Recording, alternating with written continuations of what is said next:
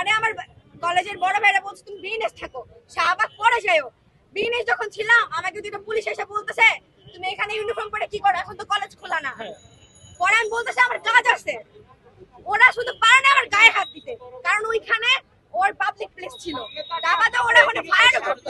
একমাত্র যমুনা টিভি ছাড়া কোন রকম কোন চ্যানেল ছাড়া নেই। কেন কোন লাগবে না, আমাদের কোনো দরকার নাই। মেয়েটা হচ্ছে মানুষের সবচেয়ে বড় কোটা। আপনার লাভ ছোড়েন, কোটা দিয়ে কি হবে? যদি মেয়েরা থাকে, কই অন্য দেশে তো কোটা দেয় না, বাংলাদেশে কেন কোটা থাকবে?